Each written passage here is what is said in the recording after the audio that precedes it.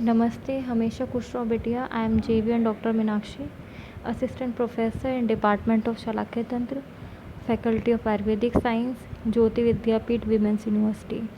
Today in this session, we will discuss about the Nasa Roga. In the previous session, we discussed the Nasa Roga up to the disease Shavatu. Today we will discuss the rest of the Nasa Roga from a Bhrashatu. Sushruta तंत्र अध्याय 22 में सूत्र है प्रभष्यति नासिकायेव यश्च सांद्रो विदग्धो लवण कफस्तु प्राक संचितो मूर्धनि च पित्तप्तस्तम भ्रंशतुम व्याधिमुदाहरन्ति। इसका अर्थ है सिर में संचित गाढ़ा कफ पित्त से पिघलकर विदग्ध सा लवण स्राव करता है और वाग्भट ने इस भ्रंशतु रोग का वर्णन उल्लेख नहीं किया है। भ्रंशतु नासा रोग की चिकित्सा सुश्रुत ने शवथु के समान कही है और आधुनिक मतानुसार इसे राइनाइटिस कह सकते हैं। इसके अगला नासा रोग है दिप्त। सुश्रुत उत्तर तंत्र अध्याय 22 में सूत्र है घ्राणे भृशम धा समन्विते तु विनी सरेत धूम इवे वायु नासा प्रदीप्तेव च यस्य जानतु व्याधिम तुम दीप्तम उदाहरन्ति। इसका अर्थ है जिसमें नासा में तीव्र दाह और नासा से धुएं के समान वायु निकले तथा नाक जलती हुई प्रतीत हो, ऐसी व्याधि को दीप्त कहते हैं। अष्टांग हृदय उत्तर तंत्र अध्याय 19 में सूत्र है रक्तेन नासा दग्धेन बाह्य अंत्य स्पर्शन असह द्रवेत धूम उपमो उच्छ्वासः दीप्त दहतीव च।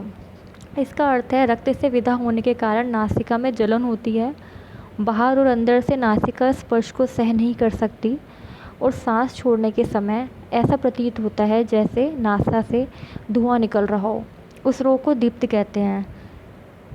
दीप्त नासा रोग की चिकित्सा सुश्रुत उत्तर तंत्र अध्याय 23 में इस प्रकार है दीप्ते रोगे पैतिकम संविधानम कुर्यात सर्वम स्वादु यत शीतलम।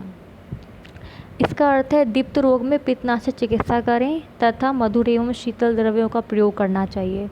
वाग्भट ने भी इसमें पित्तनाशक चिकित्सा का विधान कहा है। आधुनिक मतानुसार इसे एक्यूट राइनाइटिस कह सकते हैं। इसके बाद है अगला नासा रोग नासा नाह। सुश्रुत उत्तर तंत्र अध्याय 22 में सूत्र आया है कफावृतो वायु उदान संज्ञो यदा स्वमार्गे विगुण स्थित स्यात् घ्राणम वृणोतवी यदा स रोगो नासा प्रतिन्हा इति प्रतिष्ठा। इसका अर्थ है कफ आवृत उदान वायु जब अपने मार्ग से विगुण हो जाता है तथा नासिका का मार्ग अवरुद्ध हो जाता है, इस रोग को नासा प्रतिन्हा कहते हैं।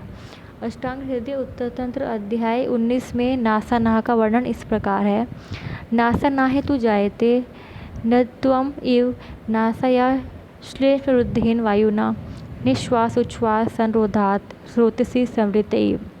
नासा नाह में नासा अवरुद्ध सी प्रतीत होती है।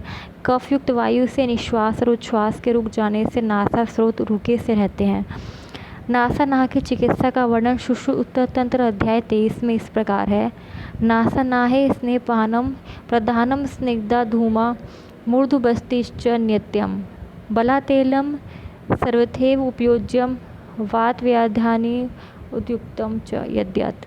इसका अर्थ है नासा नाह में स्नेहपान स्निग्ध धूमपान शिरोबस्ती का प्रयोग करना चाहिए, बला तेल का सब प्रकार से प्रयोग करना चाहिए तथा वात व्याधि में कथित चिकित्सा का प्रयोग करना चाहिए। वाग्भट के मत से नासा नाह में बला तेल का पान और नस्य में प्रयोग करें, भोजन में मांस रस दें, स्निग्धूम तथा स्वेदन दें। आधुनिक मतोनुसार नासा नाह नासा रोग को नेसल ऑब्स्ट्रक्शन से कोरिलेट कर सकते हैं। इसके अगला नासा रोग है नासा परिस्राव। सुश्रुत उत्तर तंत्र अध्याय 22 में नासा परिस्राव का सूत्र है अजस्रम अच्छम सलिल प्रकाशम यस्य सविवर्णम स्रवति नासा रात्रो विशेषेण हीतम विकारम नासा परिस्रावम इति व्यवस्येत। इस सूत्र का अर्थ है जिसकी नासा से स्वच्छ जल के समान और अविवर्ण स्राव बहता रहता है एवं रात में अधिक बहता जाता है, उस व्याधि को नासा परिस्राव कहते हैं। नासा परिस्राव के बारे में अष्टांग हृदय उत्तर तंत्र अध्याय 19 में सूत्र है श्रावस्तु तत्संज्ञा श्लेष्म संभवा अच्छो जलोपमो अजस्रम विशेषात निशी जायते। इसका अर्थ है नासा से स्वच्छ जल के समान स्राव बहता रहता है, विशेषकर रात्रि को होता है। इस कफज रोग को नासा स्राव कहते हैं। नासा स्राव की चिकित्सा का वर्णन शुशु उत्तर तंत्र अध्याय 23 में सूत्र रूप में है। नासा स्रावे घ्राणतश्च चूर्णम उक्तम नाड्या देयम यो पीड़श्च तीक्ष्णम धूमम देवदार्व्य अग्निकाभ्याम मासम वा अजम युक्तम मात्रा दिशन्ति। इसका अर्थ है तीक्ष्ण द्रव्यों के चूर्ण से नाड़ी के द्वारा प्रथमन नस्य दें। तीक्ष्ण धूमपान और बकरी के मांस के साथ भोजन कराना चाहिए। वाग्भट ने तीक्ष्ण नस्य का प्रयोग बताया है। आधुनिक मतानुसार इसका समन्वय राइनाइटिस के साथ हो सकता है। अगला नासा रोग है नासा शोष। शुशु उत्तरतंत्र अध्याय 22 में नासा शोष का वर्णन सूत्र रूप में इस प्रकार है। घ्राण आश्रिते श्लेष्मणि मारुतेन पित्तेन घाणम परिशोषिते च समुच्छ्वसिते ऊर्ध्वमधश्च कृच्छ्रात् यस्य तस्य नासा परिशोष उक्ता है। इस सूत्र का अर्थ है वायु और पित्त से नासा स्थित कफ के अत्यधिक सूख जाने पर मनुष्य कठिनाई से ऊर्ध्व और अधः श्वास लेता है। इस रोग को नासा परिशोष कहते हैं। अष्टांग हृदय उत्तर तंत्र अध्याय 19 में नासा शोष का वर्णन इस प्रकार है। शोष्यत नासिका स्रोतम कफम च कुरुते अनिले शोकपूर्णाभ्य अन्यसत्वम कृच्छ्रात् उच्छ्वसनम तथा स्मृतो असो नासिका शोष्य। इस सूत्र का अर्थ है वायु नासिका स्रोत स्थित कफ को शुष्क कर देती है तथा नासा के शूकों के भर के समान प्रतीत होती है तथा सांस लेने में कठिनाई होती है। इसको नासिका शोष कहते हैं। नासिका शोष की चिकित्सा का वर्णन शुष्क उत्तर तंत्र अध्याय 23 में इस प्रकार है। नासा शोषे शीर सर्पे प्रधानम सिद्धम तैलम चर्णुकल्पे नस्यम सर्पीपानम भोजनम जांगलेश्च स्नेह स्वेदे स्नेहिकश्चपि धूमम। इसका अर्थ है नासा शोष में दूध से निकाले घी का पान करना श्रेष्ठ है। अणु तेल का नस्य दें, भोजन के साथ घी दें तथा जांगल मांस से स्नेहन स्वेदन करें तथा स्नेहिक धूम दें। अष्टांग हृदय उत्तर तंत्र अध्याय 20 में नासा शोष की चिकित्सा का वर्णन इस सूत्र रूप में किया गया है। नासा शोषे बला तैलम पानादौ भोजनम रसई स्निग्धो धूमस्तथा स्वेदो नासानाहे अप्यम विधि। इसका अर्थ है नासा शोष में बला तेल का पान तथा मांस रस का सेवन करें, स्निग्ध धूम तथा स्वेदन दें। नासा नाम में भी यही चिकित्सा करनी चाहिए। आधुनिक मतानुसार नासा शोष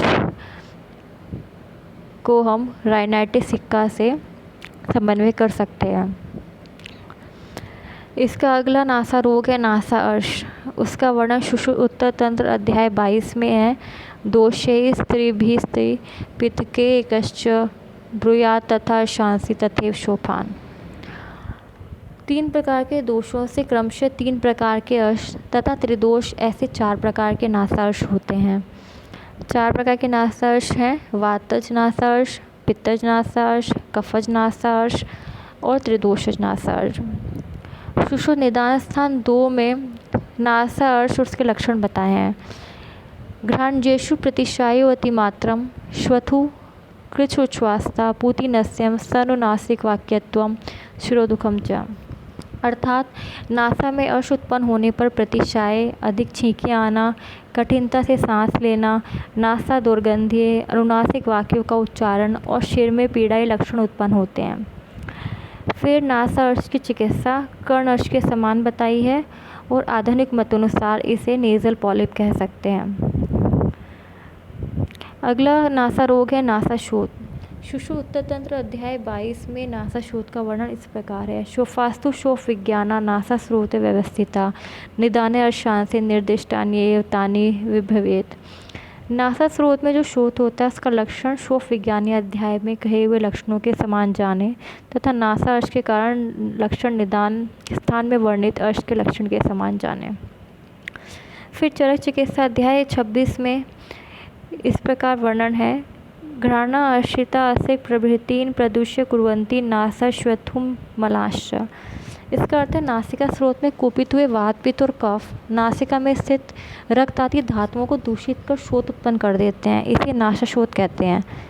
नासा शोथ 4 प्रकार के होते हैं, वातज, पित्तज, कफज और त्रिदोषज। इनके लक्षण और चिकित्सा सामान्य शोथ के समान है।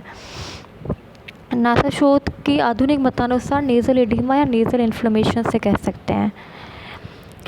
फिर इसके बाद नासा अर्बुद का वर्णन है। शुश्रु उत्तरतंत्र अध्याय 22 में श्लोक है। श्रोता पथे यद्विपुलम कोशवच्च अर्बुदम भवेत्। नासिका स्रोत में बड़ी और कोश सदृश वृद्धि को अर्बुद कहते हैं।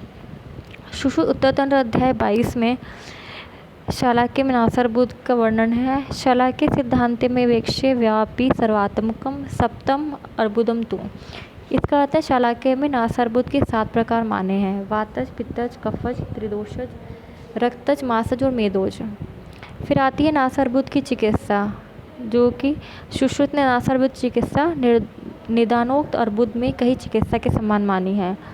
फिर अष्टांग हृदय उत्तरतंत्र अध्याय 20 में सूत्र है। दग्धेषु अर्शो अर्बुदेषु च लिबम्ब कुंज सिंधुत मनोहा अलवणा अग्निकेहि कलकिते घृतम मध्वक्ता घ्राणे वर्ति प्रविशेत। इसका अर्थ है नासा अर्श और नासार्बुद में दाहकर्म करके दंती द्रवंती सैंधव मैनशील हड़ताल पिपली चित्रक इनके कल को मधु और घृत में मिलाकर वर्ती बनाकर नासा में प्रविष्ट करें। और नासार्बुद को हम नेज़ल ट्यूमर्स कह सकते हैं। तो इसके साथ ही हमारा नासारोग अध्याय का पार्ट 2 कंप्लीट होता है। Thank you so much. This session is powered by digital version 2.0 Jyoti Vidyapeeth women's university. I hope you are satisfied with my digital session. If you have any query, please mention in the comment box. I will resolve it soon. Thank you so much.